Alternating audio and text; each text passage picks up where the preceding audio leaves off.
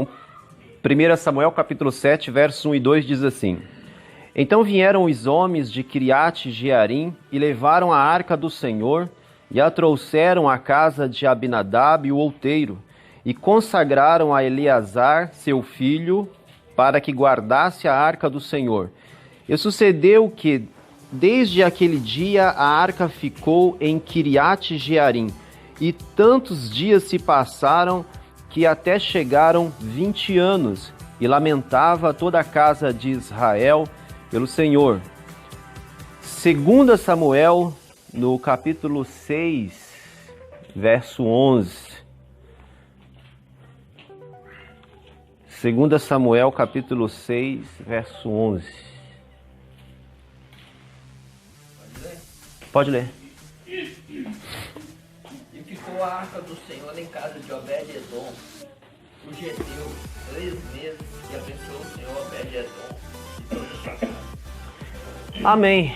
Ok, gente. Bom, para a gente introduzir o assunto, o tema da nossa lição hoje, eu creio que esses versos, ou essa história, mais uma pequena parte da história do povo de Israel, vai elucidar bastante aquilo que o tema da lição hoje traz para nós. A importância do GC em sua casa.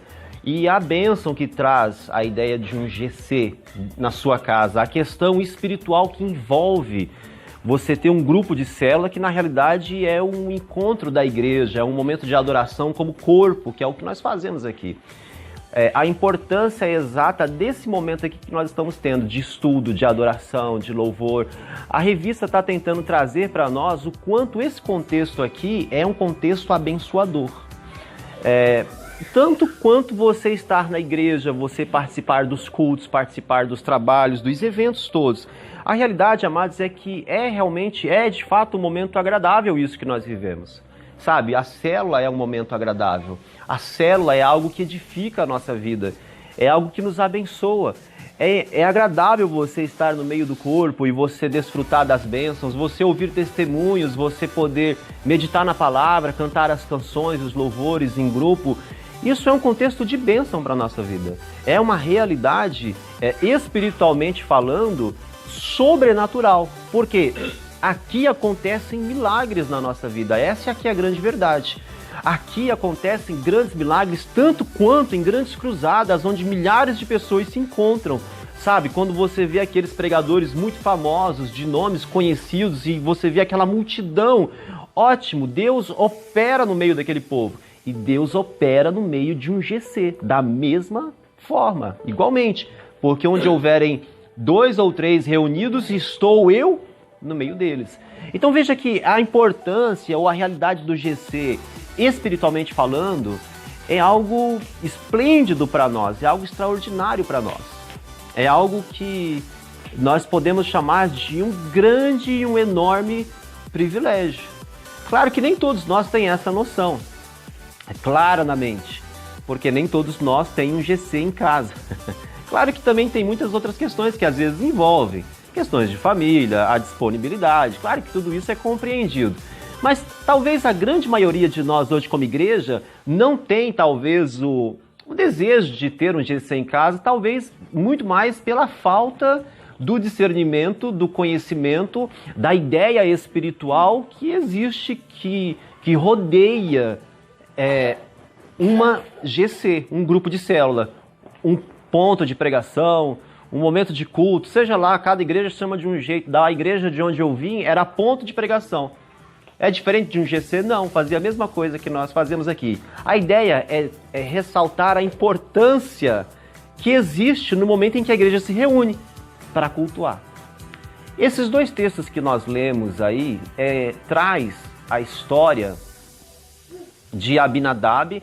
Talvez você já tenha ouvido falar ou se lembre do que aconteceu quando ele recebe a arca do Senhor na sua casa. E depois nós lemos um outro verso mais à frente, já em 2 Samuel, que fala de Obed-edom, que também recebe a arca na sua casa. São 2 realidades, são 2 contextos, e com base nesses 2 textos aí a gente vai tentar identificar como que eu e você estamos vivenciando a ideia do GC, sim, mas por que não abranger a questão também para o contexto culto, contexto igreja e todos os momentos em que a gente se encontra, sabe? Porque verdadeiramente Deus está em todos os lugares, essa é que é a grande verdade. Então, dentro dessas realidades que nós lemos, bom, exaltando a importância disso, vamos tentar entrar dentro do contexto lá, desses textos que a gente leu, só para a gente se lembrar. O povo de Israel, toda vez que eles entravam numa guerra, entravam em conflito, em guerras com outras nações, o que era muito comum, e vira e mexe eles poderiam estar perdendo aquela batalha. Então algo que acontecia, que era frequente, que era algo comum no meio do povo, tragam a arca para o meio do contexto ali da peleja, e a arca do Senhor, uma vez que ela chegava, o povo vencia a guerra. Então era algo que acontecia, era uma constante. E teve uma ocasião em que eles estavam novamente em uma guerra contra os filisteus, estavam perdendo a batalha, e aí foi no período do sacerdote Eli, e nós conhecemos que ele foi um sacerdote falho, porque ele encobriu os pecados dos filhos, e nós já conhecemos, lembramos do contexto. E ótimo, eles estavam perdendo a batalha contra os filisteus, então eles tiveram a ideia, traga a arca. Então eles levam a arca para o meio do contexto da peleja, eles perdem a batalha e ainda perdem a arca também, porque os filisteus pegam a arca e levam como despojo. Assim, dessa forma que a arca do Senhor foi parar fora do contexto da nação de Israel. Eles perderam e os filisteus levam a arca. Bom, e aí ótimo, aí o que acontece? Depois disso a arca vai então lá para o meio dos filisteus, e eles colocam a arca bem de frente. Havia um local onde ficava o deus deles, que era Dagon, que era uma espécie, pelo que diz, né, se eu não estou enganado, pelo que eu me lembro, era uma espécie de homem de semblante, mas o corpo de peixe, era tipo uma sereia versão masculina, alguma coisa assim, uma coisa bem berração mesmo. E ficava lá, e era enorme a estátua. Tipo o quê? Eu vi um desenho assim. Sei lá. Era um negócio bem esquisito.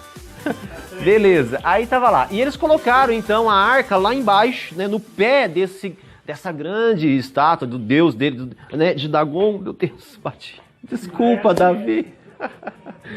E colocaram a arca lá embaixo no pé. Beleza, a arca ficou lá.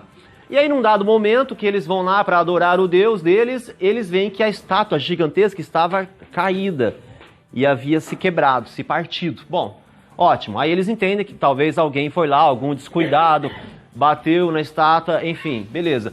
E aí consertam a estátua, colocam ela de pé de novo e deixam lá. Num segundo momento, eles vão para adorar e novamente a estátua estava caída e jogada para o chão, quebrada. Aí os filisteus começaram a desconfiar, falaram, tem algo errado aqui.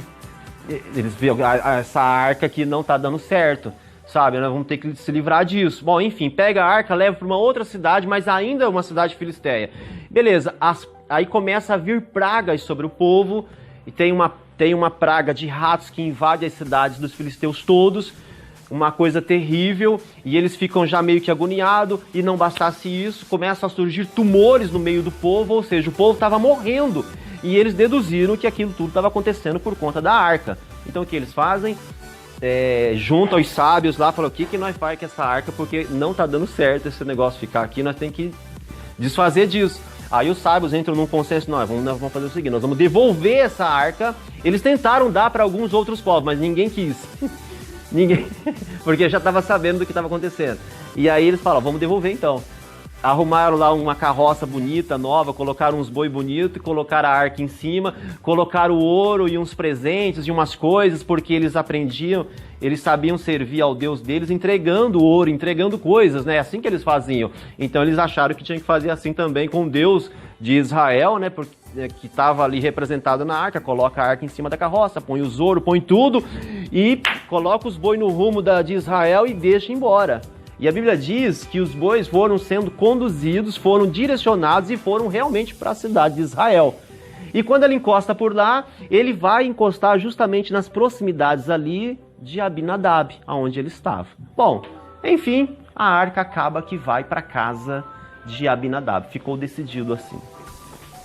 Esse foi o contexto de como a arca chegou até lá. Agora, bom, a partir daí, gente, é que entra a nossa... o tema da nossa lição, sabe? A partir desse ponto, vamos imaginar uma coisa. Estar com a arca dentro de casa era, assim, um privilégio gigantesco. Vocês se recordam? Era montado o tabernáculo e tinha toda aquela cerimônia. A arca ficava no lugar, no santo dos santos, entende? Ninguém acessava, somente sacerdotes acessavam. Abinadab ele era da tribo de Levi, por isso ficou na casa dele. Mas perceba, era algo de uma glória extraordinária, era algo assim, de uma, sabe, ímpar, deveria ser um motivo de festa, você poder ter a arca do Senhor dentro da sua casa e sob os seus cuidados. Então, a partir dessa ideia é que a gente vai tentar linkar isso com a realidade de um GC, ou de uma célula, ou de um culto, ou da igreja, ou o fato de que eu e você somos servos de Deus e, obviamente, que eu e você temos a presença de Deus em nossa vida. A partir desse ponto, vamos lá. E vamos tentar chegar num consenso hoje e tentar pegar a importância dos nossos encontros aqui e se de fato tem havido essa importância. A arca é um motivo de glória, certo? Linkando o assunto, vamos lembrar aqui, gente, quando nós chegamos na igreja, por exemplo, quando nós nos convertemos, quando eu e você descobrimos a Cristo, sabe, aquele momento da nossa conversão em que você, sabe, os seus olhos se abrem finalmente, você consegue se livrar de toda aquela carga de pecado, às vezes vícios. Eu, por exemplo, tinha vários vícios e eu me vi numa facilidade, sabe? Porque os olhos se abriram, foi um momento ímpar na nossa vida e eu sei que vocês também viveram essa experiência de ir na igreja e ter esse encontro e ter, sabe, aquele momento com Deus e depois nos cultos seguintes você viver aquela experiência de começar a descobrir o contexto bíblico e as coisas e os milagres e quem Cristo é. E você vive aquele momento de euforia na sua vida espiritual. Foi assim, não foi? Que aconteceu conosco? Ou foi só comigo esse momento assim de alegria? Foi com todos nós. Amém? Nós vivemos isso, não vemos? Ok, percebe que quando nós relatamos essa realidade que eu e você vivemos, quando nós falamos sobre isso, nós falamos exatamente nesse tom que eu acabei de propositadamente falar. Percebe como algo que vivemos lá atrás, em algum momento da nossa vida, da nossa história? Eu me lembro. Às vezes, é que ninguém quis responder nada, mas às vezes eu já ouvi relatos assim, sabe? Os olhos até brilham. Aqueles tempos. Puxa, aqueles momentos que eu vivi. Mas lembra quando nós fazíamos tal coisa e tal coisa? Lembra quando a gente fazia isso e isso? Lembra? Sabe, parece algo assim, lá longe, aí você lembra com saudade. Aí eu fico me perguntando, amados, em que momento que isso daí, sabe, acabou? Em que momento que isso cessou? Quando foi que isso se encerrou? Porque as nossas histórias, realmente, eu vivi coisas na minha juventude que foram lindas e maravilhosas. Elas não vão voltar mais. Elas são para deixar a saudade só, entende? Agora, aquilo que você vive com Deus não é algo passado. Não é algo vivido um dia que fica na sua memória. Não é para ser, pelo menos, né? É algo que se renova todos os dias da nossa vida. A verdade é que a caminhada cristã deveria ser: você viveu o primeiro amor aqui, ótimo, então agora você vai viver o segundo, terceiro, quarto, quinto, e você vai numa ascensão, porque tudo se renova todos os dias, e quanto mais você aprende, melhor é. Percebe que nós caminhamos normalmente por um lado contrário? Agora, por que a gente está dizendo isso? Porque normalmente quando a gente lê a história de Abinadab, e você vê o contexto dele, você percebe que aquela arca ficou na casa dele durante 20 anos. A Bíblia diz que nada aconteceu na vida deles, na vida daquela família, na vida deles. Nada aconteceu na vida deles. E contrapondo a isso, a Bíblia fala que ficou por 3 meses na casa de Obed-Edom. Isso depois que caiu da casa de Abinadab. Nós vamos explicar a transição depois. Mas esses 3 meses foram suficientes para que aquele homem vivesse todas as bênçãos da parte de Deus. Todos foram abençoados. E a Bíblia diz que ele foi abençoado em todos os sentidos. Aí a gente está falando hoje da ideia da importância de um GC, a importância de um culto, a importância do estar na presença de Deus.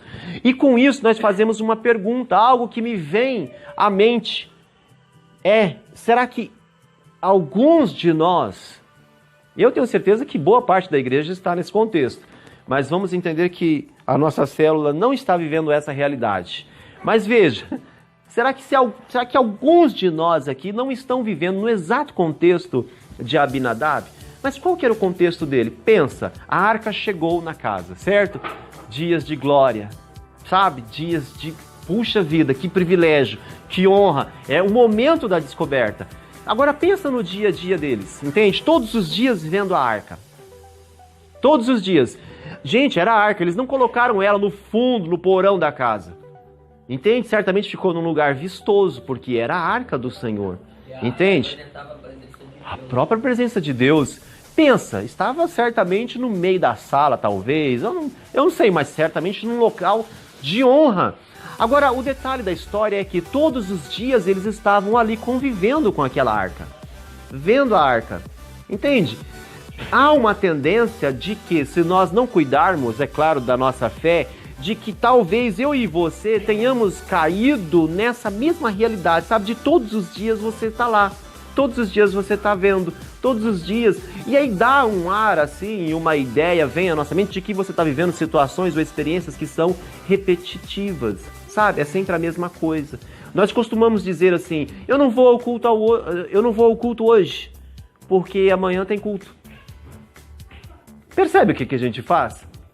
Agora, percebe como nós caímos num raciocínio totalmente incoerente com a palavra de Deus, não percebendo a grandiosidade do que é estar na presença do Pai. Nós falamos, eu não vou à célula hoje, mas semana que vem eu vou, tem semana que vem. A gente faz isso. Sabe por quê? De uma certa forma, muitas vezes eu e você podemos nos acostumar com essa realidade. E se nós deixarmos que esse hábito ou que esse costume invada a nossa mente, aquilo que era tão grandioso ou tão esplendoroso, de repente perde o valor. Parece que Deus se tornou comum para os nossos olhos. E aí a gente deixa de enxergar as coisas que acontecem. Parece que fica mais restrito àquelas pessoas que estão se achegando na igreja. Mas olha só, vamos pegando dentro desse texto, os detalhes do texto. A Bíblia não fala que aconteceu nenhum tipo de problema na vida de Abinadab, nem na família. Nada. Eles simplesmente não receberam bênçãos de Deus. Não aconteceu nada. Sabe uma coisa, amados, que eu e você às vezes caímos no engano? Às vezes, na história de algum de nós, pode acontecer alguma coisa. Um problema, uma tragédia, que nos tire da presença de Deus, que nos roube a fé. Pode ser. Mas veja, isso não é uma regra. E mesmo não acontecendo nada, se nós não cuidarmos, a presença de Deus pode sair. Sabe? Ela vem de modo discreto. É uma queda que não acontece por alguma motivação. Ela é interna. Ela está na nossa mente. É simplesmente a falta do exercício da fé. É simplesmente você deixar que o hábito ou a rotina simplesmente entre. Você deixa de buscar porque você ora e Deus não respondeu tão logo, aquilo te desanimou um pouco, você orava todos os dias no começo, de repente você ora menos, e com isso você vai perdendo a noção da glória que existe, da glória que está sobre a nossa vida. Nós perdemos a noção. Gente, se nós olharmos na igreja hoje, você vai ver que tem crente que está cansado, tem crente que não vê nada, tem crente que não dá um glória, tem crente que está indo ali cumprindo um papel ritualisticamente. Não vê mais nada, não vê a glória de Deus, não vê nada. Entende? Então, quando nós falamos da importância de um GC, nós temos que ter a noção da plenitude de Deus na nossa vida, para então entender a importância de um encontro como esse. Às vezes, nem na nossa casa, no nosso dia a dia, a gente não consegue ver nada, sabe? Olha, quando chegar no culto, nós não vamos continuar não vendo nada. Entende? Quem depende do culto para manter a sua vida espiritual ativa, na verdade ele está morto. Entende? Porque o culto não sustenta e não dá base para ninguém. É aquilo que a gente sempre fala, né? O culto é o reforço, ele não é a base. Se não houver a base, não tem como haver reforço, entende? Você vai lá ser enganado pela tua emoção, pela tua empolgação. Quando você sair de lá, acabou. Passou. Por quê? Porque talvez nós podemos ter entrado num contexto exatamente como o de Abinadab. De ter a glória diante dele, mas simplesmente não vê nada. Não sente nada. Não acontece nada. Mais vazio ainda. Entra com uma intenção errada e sai pior. Agora veja como que eu e você podemos fazer isso. Corremos o risco de fazer isso com Deus se nós não cuidarmos. Agora eu não sei. Existem aqueles que estão vivendo. Existem aqueles que estão vendo. E eu creio nisso, porque conheço alguns que compartilham desse primeiro amor diário na nossa vida. Todas as manhãs, um novo ânimo. Cada culto, um novo culto. Existem pessoas que estão vivendo isso, que dão valor, que não deixaram que o hábito, aquela coisa rotineira, fizesse com que Deus perdesse o valor na nossa vida. Aí, gente, como que um contexto como esse pode proporcionar alguma bênção da parte de Deus? Quando nós simplesmente nos acostumamos. Sabe, parece que nós conhecemos tudo a respeito de Deus e simplesmente não acontece mais nada. Tipo assim, você vai à igreja, nós não temos mais aquela expectativa de que algo possa acontecer, percebe? Que normalmente nós vamos à igreja sem aquela expectativa de que algo novo possa vir, sem aquele desejo, sem aquele olhar ansioso, com um coração ansioso. Nós não vamos mais com esse tipo de pensamento. Nós normalmente vamos à igreja já ciente de tudo que vai acontecer. E quando você já sabe quem vai pregar, então pronto. Você só vai mesmo porque, tipo assim, é dia de culto. Ou nem não vai. Ou às vezes nem vai. Quando você já sabe quem vai pregar também. Você fala, peraí, deixa eu imaginar. Aí quando você vê quem vai fazer o louvor e quem vai pregar, então você já sabe de tudo, pronto. Percebe como a gente linka a ideia da glória de Deus presente com o contexto humano que está ali? Quem está fazendo o culto? São os homens ou é Deus? Quem está conduzindo? É quem vai ministrar o louvor? É quem vai pregar ou é Deus? Percebe? De uma certa forma, a arca está diante de nós. Mas isso que a pastora falou é um outro ponto que nós queríamos ressaltar também, a irreverência. A irreverência. Gente, quando nós nos acostumamos com a presença de Deus, quando nós deixamos de ver a glória, não é só a falta da bênção de Deus na nossa vida que acontece, não. Tem coisas piores que acarretam. Nós ficamos irreverentes. Não temos mais respeito, não respeitamos mais horários de culto, não respeitamos mais pastor, não respeitamos mais liderança, entende? O negócio vai escambando de um jeito, a gente não percebe não. Mas tudo isso é a falta do temor.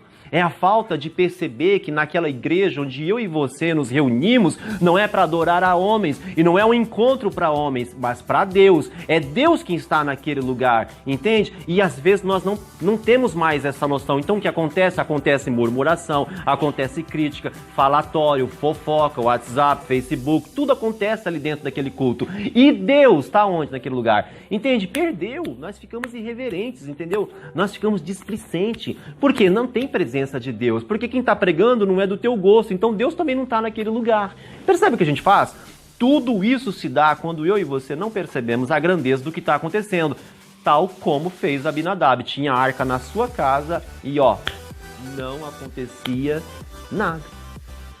Talvez tenha chegado um ponto também, a gente está aqui pulando os textos, claro, mas talvez tenha chegado um ponto porque Abinadab foi incumbido de cuidar da arca, certo? Talvez tenha chegado um momento na vida dele em que ele sentiu o peso de obrigação por aquilo. Sabe? Não havia prazer, certamente não havia prazer, porque não houve bênção sobre a vida daquela casa. Então veja, mas ele estava lá, a arca estava lá, certamente eles cuidavam, mas não havia bênção. Talvez, porque essa ideia também, pastora, também a questão da irreverência, mas também a questão da obrigação, do peso. Sabe, por que nós vamos à igreja? Cara, nem sempre isso é um fluir, nem sempre isso é um desejo. Nós vamos à igreja para quê? Para servir ao Senhor ou porque de uma certa forma a nossa consciência nos impulsiona meio que obrigatoriamente, eu preciso estar lá, eu preciso ir, afinal de contas, né? E se Jesus voltar, eu preciso ser salvo, eu quero ser salvo. Gente, uma ideia errada que eu e você temos, nós servimos a Deus por quê? Aí eu talvez, assim, respostas prontas vão dizer, eu quero ser salvo, eu quero ser salvo. Eu vou dizer uma coisa aqui, por favor, não escandalizem, mas ninguém aqui pode servir a Deus porque quer ser salvo. Esse não é o objetivo. Porque se for, tem um jogo de interesse aí, percebe? Então, servimos a Deus não é para ser salvo. A salvação é uma consequência. É uma consequência. Uma consequência do quê? É uma consequência do meu prazer em me relacionar com Deus. A salvação é uma consequência. Nunca foi o foco. Mas nós já ouvimos vários pregadores, eu mesmo já preguei muito dessa linha, né? De que nós estamos na igreja porque objetivando o quê? Qual que é o nosso foco, nosso propósito maior é a salvação e coisa e tal. Gente, isso não é bíblico não, entende? Parece como uma barganha, um jogo de interesse. Mas, gente, o que nós precisamos cuidar é o nosso próprio conceito, sabe? Aquilo que está acontecendo conosco. Será que eu e você estamos sendo envolvidos por essa realidade que está cercando todo mundo? Será que a gente perdeu o respeito das coisas, perdeu a reverência das coisas? Será que o peso da obrigação é o que está nos motivando a estar fazendo? Talvez chegou um momento desses 20 anos que a arca ficou lá, em que ele não tinha mais prazer em cuidar. Mas por que eu cuidava ainda? Porque era a função dele, de cuidar. Alguém tinha que tirar o pó da arca, meu. Pensa. Então, sabe? Mas perdeu, gente. Perdeu. Então, como que eu e você estamos caminhando? Lembrando com saudade dos dias em que um dia nós sentimos, um dia nós vimos, um dia aquele milagre, um dia eu caminhava, mas quando eu levantava eu tinha uma disposição, eu tinha um fervor. Gente, quem falou que isso tem que passar? Cara, quem falou que... Tudo bem, eu compreendo que há um primeiro momento em que, cara, quando você descobre, dá um up, eu sei que dá. Mas quem falou que isso vai morrer 100% depois? Quem falou? Gente, eu já ouvi pregações que as pessoas compararam isso com o casamento. Não, no começo o casamento vai, depois, sabe? Que isso, meu? Nós estamos falando da palavra de Deus, da presença de Deus. Você quer comparar com o contexto humano? Eu vou comparar a glória de Deus com as falhas do meu cônjuge? E acabou, eu não vou servir mais a Deus, não. Entendeu? Não tem sentido. Não perde, isso não passa. Mas na minha vida passou, então em nome de Jesus, você tem que voltar lá atrás, no ponto em que você parou, rever o conceito, consertar e prosseguir. Porque não é para passar. Todas as manhãs, eu e você temos acesso à glória do Pai. Todos os cultos. Sabe, às vezes a gente está na igreja e fala, gente, hoje é um culto novo. E há uma bênção específica para esse momento aqui. Você não ouve um amém. Sabe, as pessoas acostumaram, parece jargão de pastor. Entende? Talvez eles entendem assim. Só que não. Aí o que eu faço quando eu ouço isso? Aí eu olho para a igreja lá, ninguém falou um amém. Eu fecho meu olho, eu penso em Deus. Porque eu preciso viver aquilo, eu quero viver aquilo. Entende? Você está lá no culto, não importa quem está do teu lado. Se é um crente crítico, uma geladeira, se o cara tá dormindo do teu lado, deixa ele dormir. Depois de Cristo, depois da igreja primitiva, nós tivemos vários momentos. Mas tipo assim, de um século para o outro, 2, 3 séculos para o outro, foram muito esporádicos. Quando aconteceram esses momentos assim, sabe? Puf. Em que, sabe, milagres, entende? Aí você tem os reformadores, você tem vários nomes na história, entende? Que foram... através deles, pessoas que, sabe, caminharam diferente, contrário a essa realidade que nós temos hoje, e fizeram toda a diferença no contexto. E aí você hoje ouve relatos. Eu penso que no nosso tempo hoje, existem nomes que estão fazendo isso. Mas como a gente não dá valor enquanto está por aqui, só dá valor das coisas quando morre, é cultural nosso, então tem pregadores hoje que só quando morrer é que a obra vai ser valorizada. E vai ser contado os relatos e tal, daquilo que está acontecendo. Gente, nós fazemos isso. Perceba que uma pregação, quando é ministrada ao vivo, ela não tem tanta ênfase quando você a ouve depois, dentro de um contexto em que ela foi trabalhada, ela foi produzida, entende? Você vê grandes pregadores, Luciano Subirá, ele prega na igreja dele, é uma bênção. Mas quando aquela pregação vai lá pro YouTube, você põe uma música de fundo, você trabalha, você edita, você tira várias coisas, cara, Você fala, meu Deus, quanto poder! Mas se você participou da pregação ao vivo, você não viu tudo isso. Cara, nós temos isso. A presença passou, você foi de lado, Nós temos isso. acontece. Nós temos isso, nós fazemos essas coisas, entende? Deve ter nomes hoje que estão fazendo isso. Mas aí a pergunta é, por que não acontece mais? Aí a gente fala assim, isso é identificado, é um ponto, foi identificado, é a realidade. Beleza. Aí o que acontece para esse avivamento chegar então? Gente, é aquilo que os próprios avivalistas falavam antes, não adianta você computar a coisa. Como nós estamos fazendo hoje, meu tio, detectando isso. Não adianta só detectar. É nós. Somos nós. Entende? Eu não vou esperar alguém se levantar para trazer isso. Não. Eu sou esse canal. Eu sou esse canal. Então ele tem que começar por mim. Eu preciso ser um exemplo de que existe uma glória que é viva e que está entre nós. Eu preciso ser esse exemplo. Eu sou aquele que diz, no nome de Jesus, e creio no meu coração, que a arca do Senhor, aquela mesma que foi feita, aquela que simbolizava a presença de Deus, hoje pela fé, ela está aqui, no nosso meio, aqui no meio dessa célula. Por quê? Porque ela é a presença de Deus. O Espírito não está aqui conosco. Ele não está, ele está. Ele está. Então esse é o momento em que milagres podem acontecer. Mas do que depende, gente? O nosso Deus, ele é do tamanho da fé que você exerce para você mesmo. Se você não crê, não vai acontecer. Agora, se você crê num Deus que é poderoso, sabe? Gente, eu ouço tantos relatos, falta motivação no nosso coração. Glória a Deus. Para nós concluirmos, amados, houve um momento em que Davi, ele vê a arca retornando, e quando ele assume o trono, coisa que Saul não fez, nós pulamos todo o texto também, né? Mas vamos dizer que a gente lembra do texto, né? Mas quando Saul, ele é rei, ele não faz conta da arca, ele não se importa que a arca não estava lá com ele, porque Saul nunca teve a reverência devida. Mas quando Davi assume o trono, então ele se importa, ele quer trazer a arca para a cidade de Davi, né? Ele quer trazê-la para junto. Ele entendeu que para dirigir o povo ele precisava da arca. E aí tem algo que acontece nesse contexto do trazer a arca que também gera uma aplicação para nós. Havia uma forma correta da arca ser conduzida. Não sei se vocês recordam, mas ela tinha que ser levantada. Havia as hastes, né, de ouro que era passado entre as argolas. A arca deveria ser levantada, colocada sobre os ombros e assim transportada. Não poderia colocá-la nunca num carro de boi, como fizeram. Então, perceba uma coisa, que ali havia o desejo de que a presença de Deus viesse, estivesse, não é?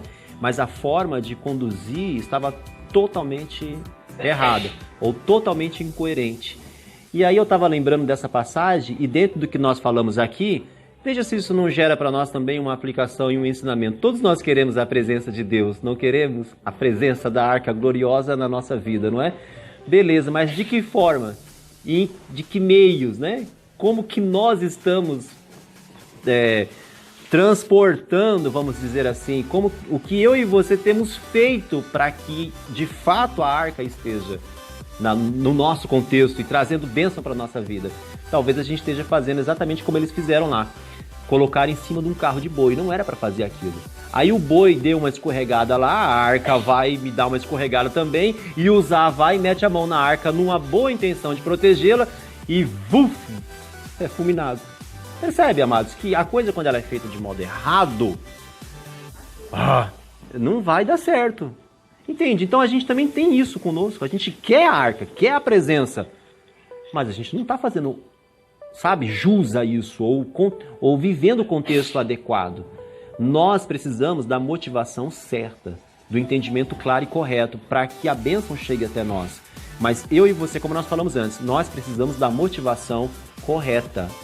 Eu ouvi de um pastor certa vez o seguinte, que se a nossa motivação em servir a Deus não for maior do que a motivação do diabo em nos parar, nós perdemos já. Nós estamos caminhando aqui como derrotados, porque acredite, o diabo está motivado. Os demônios estão motivados, eles não param, eles não descansam assim, sabe? Tipo, vamos dar um intervalo, dar um tempo aí para eles, vou relaxar, vou tirar umas férias. Não vai acontecer isso, entendeu? Então, se a nossa motivação em buscar servir a Deus não for maior do que a motivação dele em nos parar, nós perdemos. Então a gente tem que estar atento a isso, que em nome de Jesus a gente tenha a noção clara de que eu e você vivemos na presença de Deus. Existe valor em um GC tanto quanto num culto, entende? Então a gente dá valor aqui, ótimo, tem que dar valor no culto, dar valor em todos os momentos em que a gente está reunido. E como a pastora colocou, dá valor à presença de Deus enquanto estamos sós, porque a arca ela está no nosso coração, a presença de Deus caminha sempre conosco. Mas graças a Deus, amados, acabou que a gente nem falou de Obed-Edom, só ficamos no contexto de Abinadab, mas a arca teve lá por 3 meses e ele foi abençoado porque ele fez tudo de modo contrário do que Abinadab fez. Então que em nome de Jesus a gente tem essa linha que o Niltinho acabou de colocar, essa disposição de servir, esse foco, Niltinho, porque é o que a gente falou antes, né? Nosso objetivo não é ser salvo, é servir. Nós fazemos por amor a Deus, não é um jogo. Claro que a salvação virá, claro que todo mundo serve a Deus, é claro que a gente quer que Deus nos abençoe, a gente pede bênção para Deus, como nós vamos fazer agora, isso tudo acontece, mas não é o propósito, não é o foco, somente isso. Deus só quer que a gente tenha isso no coração, não é o foco. Nós vamos orar e pedir, se Deus nunca der, não tem problema, nós continuamos, como o pastor Fernando falou ontem, lembra? Ele sentiu a bênção de Deus quando ele olhou para Deus e falou, olha, se o Senhor me der um filho bem, e se o Senhor não me der um filho, eu vou continuar te louvando. Aí, Deus deu um filho. Você tá entendendo? Às vezes só tem que mudar um pouco.